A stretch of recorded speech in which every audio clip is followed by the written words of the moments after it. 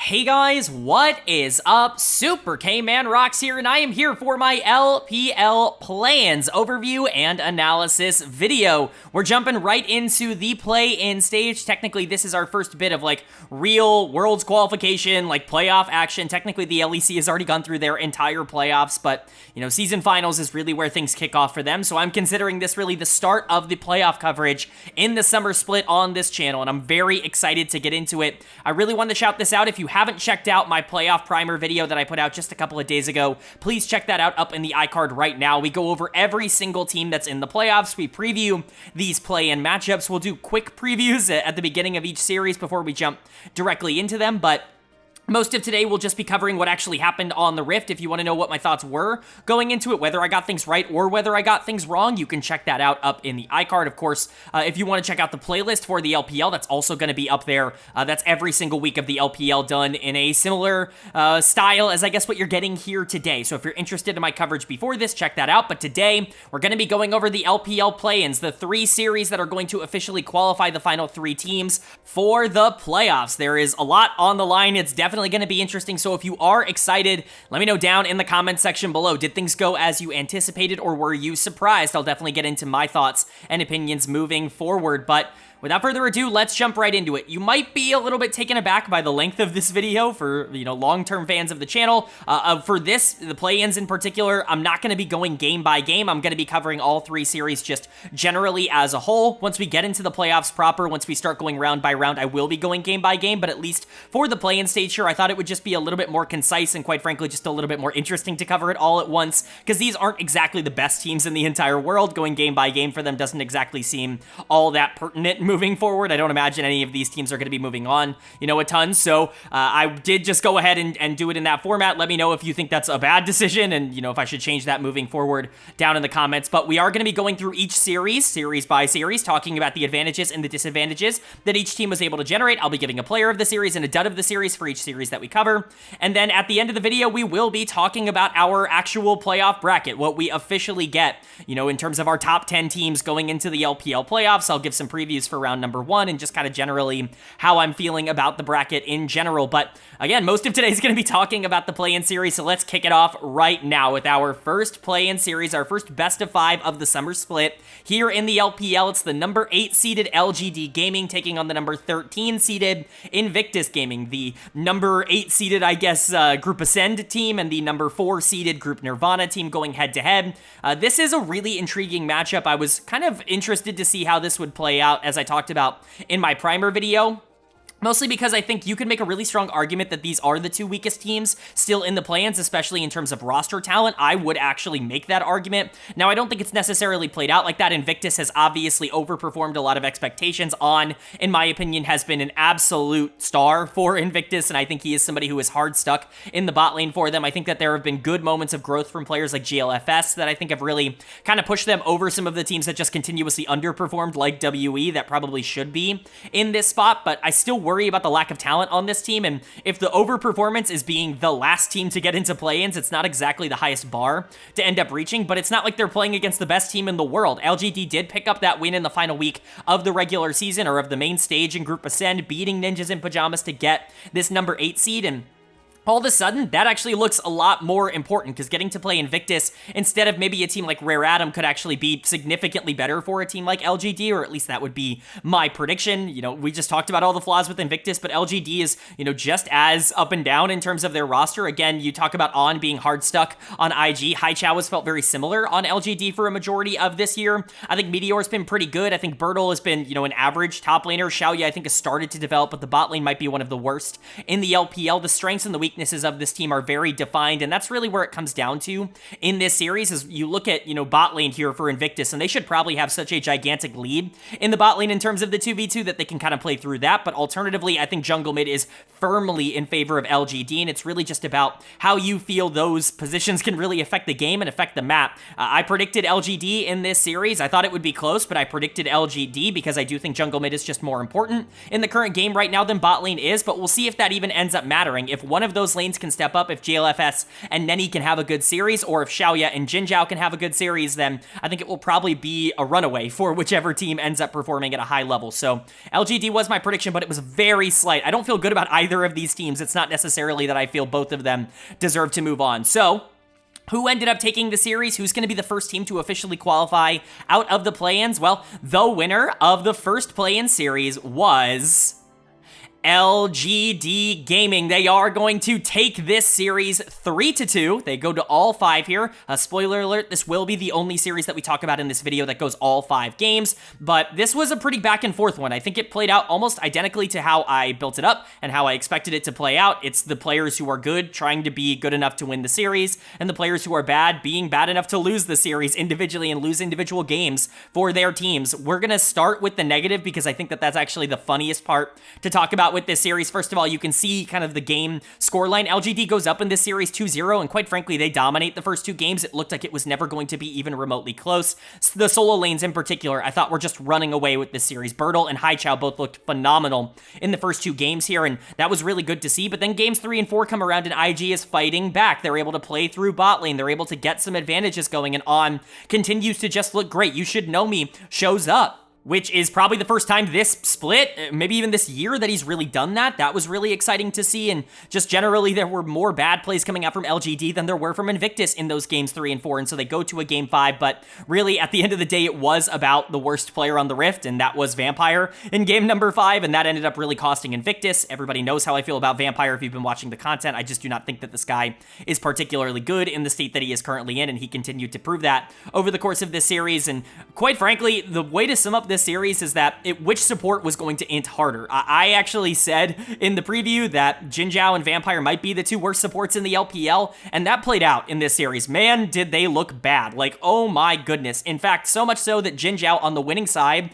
is actually going to get my dud of the series as a whole. Vampire was very close. I think you should give it to one of the supports, but Jinzhao, I think his was worse because somehow, some way, his team still managed to win regardless of the fact that he was the worst player in the series, and so with LGD in such good spots in a lot of these circumstances, with the top side of the map playing so well for LGD, it was just even more noticeable how bad Jinzhao was, and that's why he's getting dud of the series. But there's really no other way to open up the conversation and to talk about this series without saying that both supports tried their absolute best to lose this series as quickly as possible. Both Jinzhao and Vampire were very poor, and they have very much confirmed that they are probably the 2 worst supports in the LPL. Vampire, it's a little bit more understandable. The kid is just very young, not very experienced at this level, and there were just quite a few problems in terms of his decision making. He's clearly not built for the clutch situation just yet. Hopefully he can, grow into that. But for Jinzhao, there really just isn't any excuse. He got exposed in Group A, and that continued here. But the positives do continue to move on for LGD. That's basically most of the negatives. Haichao was phenomenal. He's going to get player of the series. Although it was a very close decision, I very much considered Bertle. I thought Bertle was excellent here for LGD. Both of them, the solo laners, I think were really the driving forces for what LGD wanted to do. In this series, Haichao was just a bit more consistent, especially in those losses. When you're looking at games 3 and 4, Bertle didn't look particularly good in those games, even if I think he looked great in their wins, especially game 1 and game 5. Haichao was just a little bit more influential, I would say, throughout the entire series as a whole. In fact, almost solo winning game number 4, in certain circumstances, this was a 4-game set with how well Haichao played, and so that's not surprising. He's the best player in this series. I mean, On's really good too, and that was always going to be the question. Is Haichao or On the more important carry for these 2 teams? And it turns out it was Haichao, but again, it's not a shock. It's not a surprise to anybody who's been watching LGD. This guy has been on fire all year long, and he's capped it off by basically dragging the corpse of this team into the playoffs, which I think is massive. Of course, Meteor deserves a shout out as well. It's not just Bertle and Haichao. He was pretty good, definitely the better jungler down the stretch. I think a lot of that had to do with matchups. The moment that he gets off of the Shyvana, he gets some early pro activity, things like the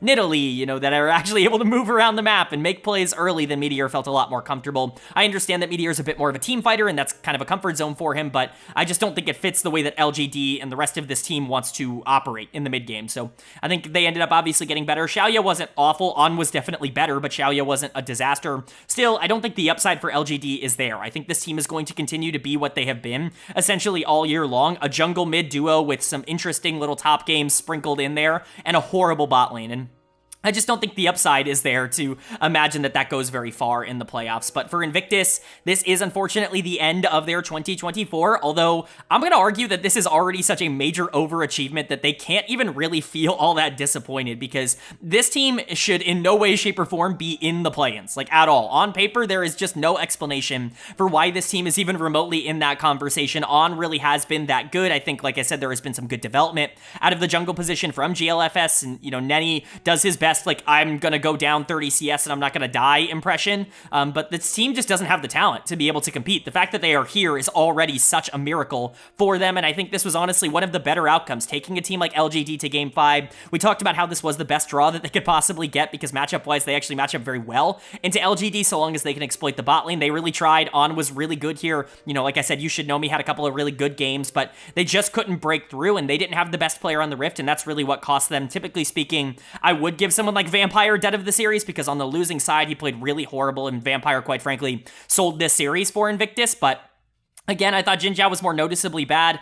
Just consider it whichever one you want, quite frankly, though. It should go to both. The dud of the series should go to both. So overall, I'm not frustrated with Invictus. Those 2 game wins in games 3 and 4, that's something I would have never even anticipated they would be able to do against anyone in the play-in stage. I didn't think at the beginning of the year it was possible for them to make the play-in stage. I put them at number 17 in my power rankings for a reason, and they just continued to overperform. And so I know it might feel frustrating because IG is a world's winning org, and, it really doesn't feel like they've invested a lot, and just generally this was hopefully, kind of a sign of life for the org, and that kind of got dashed out here. But at the end of the day, this is still an overperformance, and I think looking at it from that lens makes it a lot more palatable. And then for LGD on the other side, this team is fine. Again, they're so predictable in terms of what they want to do. When Meteor and Haichao are able to kind of do whatever they want, especially in the early game, and when Haichao can get fed and move around the map, this team's actually quite difficult to deal with. But the moment that you put resources into mid lane, this team doesn't have another out. They don't really have any other way to win the game. I don't think they're going to do particularly well in the playoffs regardless of who ends up winning some of the other series, but at the very least, they ended up making it, which I think is going to be considered a positive considering how Group Ascend went.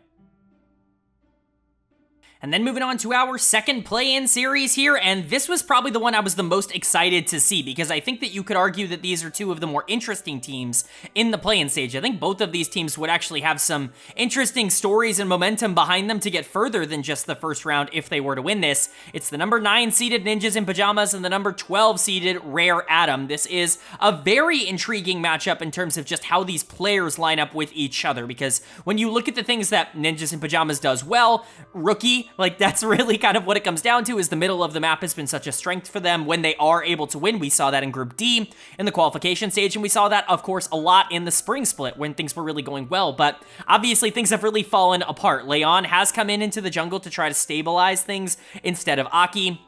When you're looking for the differences between those 2 players, Aki is much more methodical, much more of a teamfight-oriented player, somebody who's going to, want to play Sejuani and Maokai and take more of a backseat. Leon is one of the most aggressive junglers in the entire region. He's going to be willing to try and do a lot of things early. One of the things that's really separated him for a lot of his career is his ability to skirmish, like, on his own. He's just so mechanically talented that he's actually able to really just play without a lot of resources and play without a lot of help from the rest of his team. The flip side of that, and the negative of that, could potentially be the idea that Leon sometimes really struggles to connect with the rest of his team. That's been his biggest flaw as a player, is that when things don't go well for him, they often go worse for the rest of the team, because he's just not someone that likes to play a team-oriented game. And so I could see that being really beneficial for a team like Ninjas in Pyjamas right now that really, quite frankly, is just lacking talent. Photic and Juo have been a disaster. Shanji has had the worst year of his career by a large margin. He has been horrendous across this year. They just desperately needed someone that could come in and win games, and maybe that can be Leon, but also look at their series against LGD. You don't really have to go all that far back in order to see where things could potentially go wrong with this. Leon, very disconnected from his team in that series, and quite frankly was a bit of an albatross. Now, Shanji was worse in their losses, but Shanji was also the only one actually winning a game for them in that series. So, there is some pluses, there is some minuses to Ninjas in Pyjamas, but I think generally speaking, they probably have the best player in this series, and Rookie, as I stated in my preview, and, we'll see if that ends up paying off. I think if he doesn't do a Herculean job to carry the series, I would be surprised if someone else stepped up and took that mantle. But for Rare Adam, on the other side, I just think they're a more well-rounded team, even if they don't have the same kind of highs. I really like Xiao Hao. You know, he's one of the channel darlings. He's definitely like top 3 or top 5 in terms of the players that I've praised the most over the past 3 years on this channel. Xiao Hao is just awesome, but he doesn't really have a lot of playoff experience. In fact, he basically has no playoff experience outside of last split. And so you are very concerned about, you know, what could potentially happen with him going into Leon, somebody who, you know, maybe doesn't have the most high-end experience either, but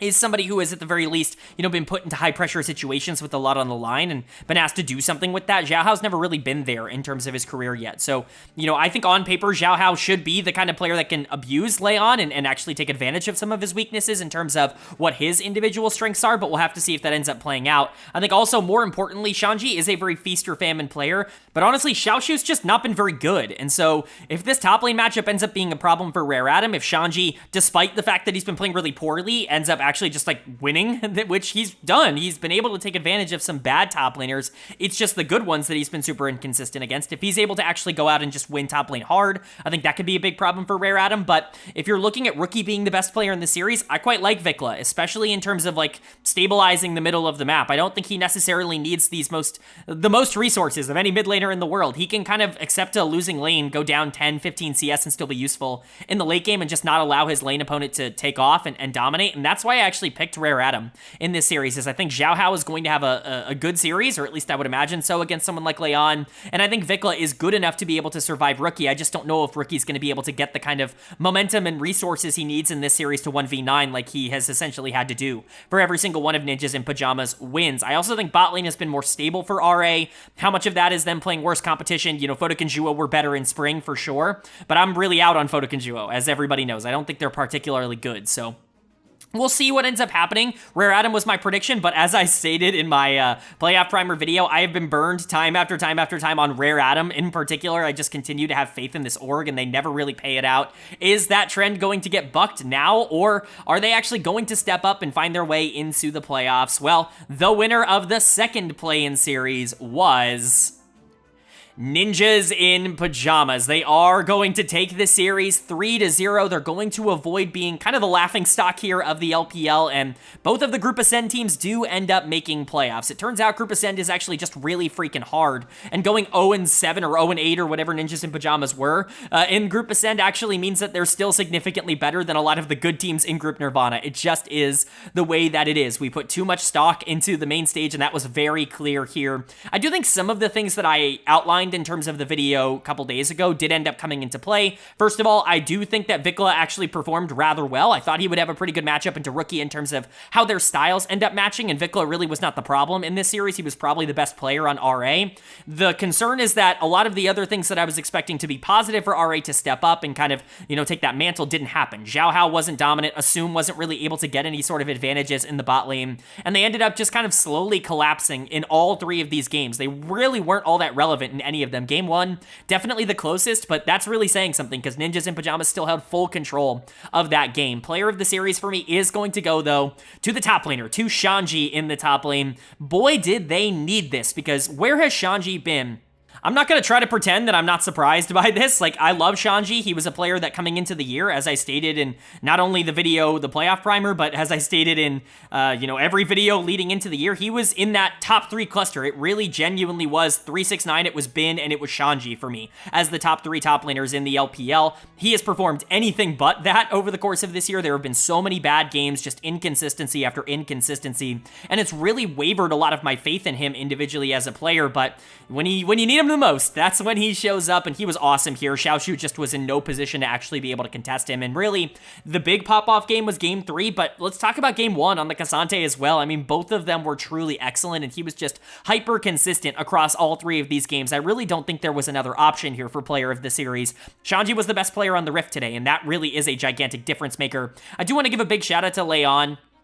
we highlighted the playstyle thing at the beginning of this segment, and obviously every single time Leon's been signed to a team mid-season throughout his entire career, but it really came into play here. I think it's very noticeable that Aki was potentially just dragging the tempo of this team down, and that's, again, not necessarily a bad thing. We're actually seeing that help some better teams like, Billy Gaming right now, where their tempo has kind of really gone down with Wei coming in, but it's actually helped the team be a bit more clinical. This team needed a tempo upgrade because they just don't have the macro, and they don't have the consistency and the cleanness to be able to maximize the low tempo style, and Leon coming in just to be like, don't worry about me, rookie, you don't have to give up any CS in the mid lane, I'm going to do my own thing for the first 10-15 minutes of the game, and then we're just going to fight a ton. I think that actually has helped Ninjas in Pyjamas a lot, and that's really where Leon ends up shining, is just allowing the other players on the team to do their own thing, because he really doesn't need all that much assistance, he really doesn't need all that much help, and I think he definitely showed that here. Rookie was awesome. Again, you just needed him to come out and be good enough, and he was more than good enough in this series. We talked about him likely being the best player on the Rift. I don't know if that was necessarily the case. Again, Shanji was awesome in this series, but he certainly was close. He was certainly in the conversation. Just love watching him play AD carries in a meta where he actually doesn't have to give up every resource that he has to just salvage what is going on the rest of the map. And so happy for that. Photic and Juo were generally good. Like, I didn't really have any negatives. Juo, I should say, with some awesome engages here. Was really impressed with him. Photic was along for the ride. He just needs to not be a problem, something that he has struggled to do over the past 3 years, and he was not a problem in this series. So generally, again, I feel pretty good about Ninjas in Pyjamas coming out of this. What do I think of them moving forward? I have no freaking clue. Like, I genuinely don't know what to take away from this team. Are they going to be consistent on any front? I don't think so. I don't think there's any reason to believe that they would be under any circumstances, but they have enough talent to be able to get there. Like, Shanji, Rookie, like that as a duo, and Leon coming in and potentially being a wild card, like that as a trio is scary enough to be able to win another series in the playoffs proper, which is something I just didn't think was going to be possible for Ninjas in Pyjamas with the lack of confidence they had going into it. But clearly, they just needed some kind of series to end up, getting their gears spinning again, if you will, and this was definitely that for them. And then for Rare Atom, I'm not surprised that this team ended up losing. Like, I had a lot of faith in them, but the faith mostly came from the fact that I think the rest of the teams around this in the league, like teams around the number 8 to like 12 or 13 range, I just don't think any of them are particularly good, and Rare Atom at least has a player that I really believe in Xiao Hao. It just didn't end up working out here on the day. I think a lot of the negatives do end up coming from Xiao Hao, but it's not just him. There were 2 players in particular to highlight as not being good in this series. Dud of the series is going to go to Jue. I just have no idea what the hell he was doing for a majority of these games. He's had performances like this in the past, and honestly, he really struggles at playing anybody who actually knows what they're doing. Jue, I hate to say it, is a bit of like a low elo merchant where he just kind of obliterates the bad teams and looks so proactive and so dangerous in those matchups against teams that just aren't all that cohesive and don't have a good macro sense. And then the moment he goes into anyone who can actually match him in the support position, like Juo's not a star, but Juo was just, calling everything that Jue was doing throughout the entirety of this series. Every roam, every engage timer, it just was all planned out. Jue didn't really have an answer, and so very easy choice for dud of the series for me. The gameplay was just truly bad. Xiaoshu was a very close second, though. He also was just miserable here. Shanji just abused him, especially in that third game on the Kennen. Xiaoshu's just not been very good. I thought the development would end up coming in year 2. I was really excited about him in his rookie year last year. He was kind of the polar opposite of Harry for me individually as a player, where it felt like they were coming up at the same time, and Harry was getting all this praise as somebody that could develop into a really scary top laner. I always saw that in Xiaoshu and not in Harry. That year 2 jump has just not really happened at all for him, and he was definitely a liability in this series. So, something we'll see. I still think the upside is there. The mechanical talent is clearly there, and I think he has a good head on his shoulders in terms of like macro and, map awareness and things like that. It just didn't end up coming into fruition here. Xiao Hao also just not good enough, quite frankly. I think that there were moments that it looked actually pretty okay, but he didn't take advantage of Leon. He kind of just allowed Leon to do what he wanted to do, and he attempted to play his own game. That can't be how you play into Leon. Like, that's the scouting report on him individually as a player, is you have to be able to take him out of his comfort zone. You have to force the rest of the team to start to play around jungle, because that's when Leon really starts to struggle, and Xiao Hao just didn't really seem to have that scouting report in this one, and I just don't think that it looked good. Like, the Sejuani has been a really proactive pick for Rare Atom and for Xiao Hao generally over the course of this split, but it didn't feel very comfortable for them in a series against players that are better than them, and so it's just unfortunate. Again, Vikla was pretty solid. Assume was pretty solid in this series. I didn't really have any major negatives to give the carry duo for Rare Atom, but when you're looking at the general vibe, the general tone of this series, Ninjas in Pyjamas was basically always in control. I mean, Shanji was amazing, Leon looked good, Rookie looked good. There was just a lot to like about the way NIP played, and hopefully they're going to be able to take this success and the confidence that they were able to build here and carry it into a series against what is almost certainly going to be a better team than Rare Atom, and a team that will have just as much confidence as them in round number 1.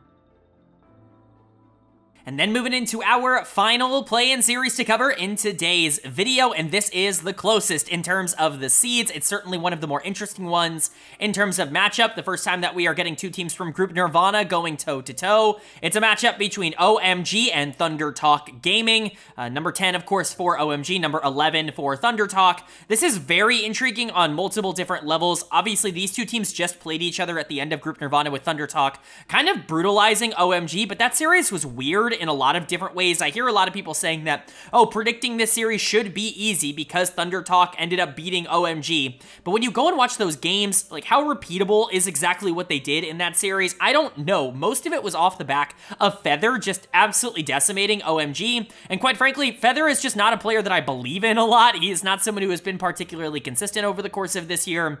That on top of the fact that I don't necessarily think ThunderTalk, like, matches up well on paper into OMG, at least more so than, like, any other team coming out of Group Nirvana. I think really what you're relying on in terms of your faith for one team or the other here is whether or not you believe in the new signings for OMG. How much do you believe in Tianjin? How much do you believe in someone like Starry getting called up? This is really their first big test as a part of this roster, and this is a pretty big one. If you think they can pass, if you think that the good versions of them that we saw in the regular season are something that, you know, is something that can be repeatable, is something that we will see in this series, then OMG is likely just going to be the better team. If you don't think that that is going to happen, if you think Tianjin, who already showed that he is not a very good playoff performer last split when he was on Invictus Gaming, if you think that someone like Starry, who just has no experience and really looked very bad at the beginning of the split and just got better, if you think that all of those things are going to come crumbling down like they did in that previous series against ThunderTalk, then ThunderTalk is the very easy choice here. I think outside of that, there really isn't a lot to distinguish these two teams. It's two of the worst top laners in the league and two of the most hard-stuck mid laners in the league. They're very similar in that front. Both Angel and UCal are very good. UCal is certainly more consistent, but Angel's best is just as good as UCal's, even if you're not getting it as much on a game-to-game basis. Like I said, both top laners have been absolutely trash over the course of not only this year, but the last little while. Harry is a player who I've pretty much always been out on. Hoya, especially over the past, like, 6 months, has been arguably the worst player in the LPL, like, certainly in the conversation. Although he has been better in the last 2 weeks, that is certainly something worth noting. And then, like we said, Starry and 1xN kind of parallels, two very highly touted AD carry prospects. I think Starry has been better over the course of Group Nirvana, but 1xN has certainly been better over his tenure in the LPL, where Starry just looked very inconsistent before the second stage here of the summer split. PP God versus Feather is really going to be the intriguing matchup for me. If PP God can actually step up and play really well for probably the first time this split, that's going to be huge, because Feather really dictated a lot of the tempo the last time these two teams played. And again, if that happens again, like, ThunderTalk's going to run it. I just don't know if I can, like, reliably count on Feather, which is why I picked OMG to win this, even though they lost the series. I could see this really going either way. As I've said multiple times, I think these two teams are very similar. Their biggest differences are in the jungle. Tianjin, you know, pretty aggressive, wants to try to skirmish a lot. Beishuan definitely a lot more macro-oriented, so you definitely have different ideologies in terms of the jungle matchup, but outside of that, like, Angel, UCal match up pretty well against each other. Harry, Hoya match up pretty similarly against each other. Starry, 1xN, they match up pretty similarly against each other. There just really aren't a lot of defining features, in my opinion, from either of these two teams against each other to really separate them in my brain. And so I predicted OMG because, again, I just believe in Starry, and I thought that the tape that we saw was actually really good from him. And Tianjin, quite frankly, has been very good outside of the ThunderTalk series in Group Nirvana, but if they let them down, then ThunderTalk's going to be able to take it. So we'll have to be able to see which direction that ends up going. Our third and final play-in series is upon us. Who is going to take it? Well, the winner of this third play-in series was ThunderTalk Gaming. They are going to not only match the tempo that they set in that first series against OMG, but take it to the next level. This was 3 games. This felt like 1 game. I mean, oh my god. I don't know if I've ever seen a best of 5 that was this dominant. Like, there is a very small line between actively inting and, like, just not being good enough, and I don't know if OMG ended up crossing that today. I don't know if they got PayPal'd. You know, we've gotten some controversies in the LPL in the past, but this was, like, horrible. Like, I truly can't even express just how bad this was. However bad you thought the first series for OMG was against ThunderTalk, this was a billion times worse. If you want to sit here and say, oh, we should have seen this coming because ThunderTalk beat OMG, like hell, anyone could have seen the series playing out the way that it did. Like, there is no one on earth that was predicting ThunderTalk to roll all 3 games in sub 26.5 minutes, and none of them were ever in favor of OMG. They got a combined 7 kills over the course of 3 games. Like, there's just no way to predict that it would go down like this, and Congrats to ThunderTalk. I mean, they have really earned their spot here in the playoffs. I think clearly this matchup is better for them than I was giving them credit for. I think a lot of the negatives that we were giving some of the OMG players in terms of their inconsistencies are just really exploitable, apparently, by ThunderTalk, and the players that I've been hyping up on ThunderTalk were the ones kind of doing the exploiting, most notably this mid-jungle duo. Obviously, UCal is loved by everybody. He's going to get player of the series for me. I'm not going to try to take credit for being high on UCal. Everybody's high on UCal. I have him as a top 5 mid laner in the LPL. I think a lot of people would have him somewhere similar. I don't think I'm different for having UCal so high up, but I have been a staunch defender of Beixuan. I have been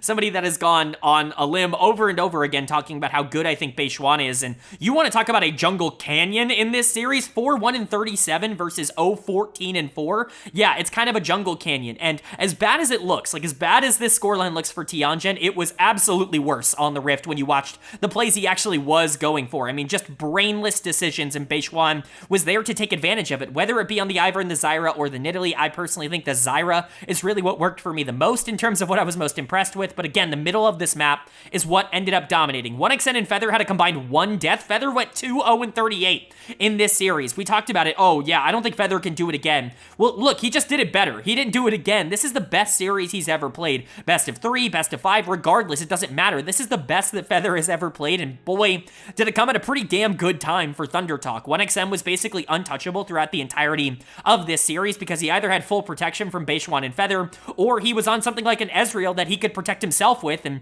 just be super active on the map, and it just was a destruction. Again, bot lane destroyed. Hoya looked awesome on the top side. Maybe we actually do have to start having a conversation about how, yes, Hoya has been maybe the worst player in the LPL over the past 2 years, but if you just isolate the last, 2 or 3 weeks, he's honestly been pretty good for this team, and remember the first split he came into ThunderTalk, he was actually a positive for this team. It's just been everything since then that's kind of just rolled the ball downhill. Maybe Hoya's got something in him that, I didn't necessarily see coming back. Maybe there is something that you can tap into there because he actually has been pretty okay over the past month, but again, there's just not really a lot of analysis to give. This is a demolition. This is destruction on every single level. I can't sit here and analyze what went right. Everything went right for ThunderTalk. They didn't need to execute clinically in anything. They just got such a gigantic lead in the early game of every single game that they played that these games were over by 10 minutes. The series was over before it even started. It just was an absolute massacre, quite frankly. And for OMG, you gotta feel pretty disappointed coming out of Group Nirvana as the number 1 team, the number 1 seed, only losing 1 series the entirety of the time in Group Nirvana, to be on such an upswing with players like Tianjin coming into the jungle and actually looking good for most of the, actual main stage, with Starry's development actually looking really solid. It felt like Angel was getting back on track. There were so many things that felt like they were going right for OMG. For it all to just come crashing down and for this to be the way that your year ends, that's just gotta feel pretty bad, all things considered. Dud of the series, it goes to everyone. Come on. I can't give it to, I'm gonna give it to one player, but nobody on this team deserves it more than the other. That being said, Tianjin is a very easy choice. He definitely deserves dud of the series. Just a miserable performance. Again, I don't know if he got PayPal or whatever, right? Tianjin's a player I've been kind of a bit of a hater on over the course of my time in the LPL. I was calling him, horrible and unplayable when he was on Invictus Gaming. I actively thought he was the reason that they were losing games. And obviously, there are a lot of complicated factors going into that situation, but Tianjin was not good there. He comes over here to OMG and actually looks really good in the main stage. Maybe not excellent, but actively is able to do things, and his pathing seems to be fixed, and his pacing seems to be a bit better. He seems to be a bit more communicative with the rest of his team in terms of what his intentions are, which is something he really struggled with on Invictus. It really felt like a lot of the big negatives were actually being weeded out, and even if he didn't necessarily have the consistency, he still had the upside, but holy crap, this is one of the worst series I've ever seen a jungler play. But again, it wasn't just him. Harry, what does he even do on the top side? This guy has just been unplayable at this level. I've always been low on Harry, whether it was on AL or any of the teams before that. He's not good, and he continues to show that he's not good. Is he even really an upgrade over Cube?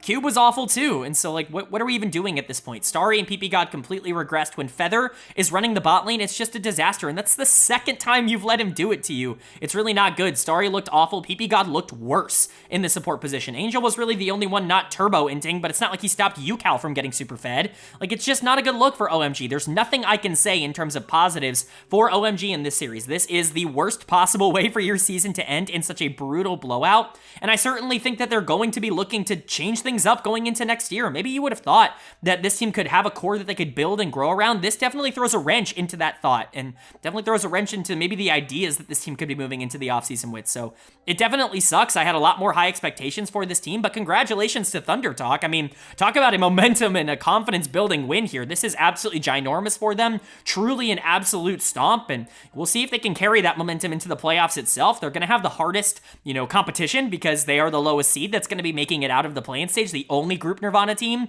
to be making it out of the play-in stage, but clearly, as we saw today, if anyone's going to be able to do it, it's going to be them.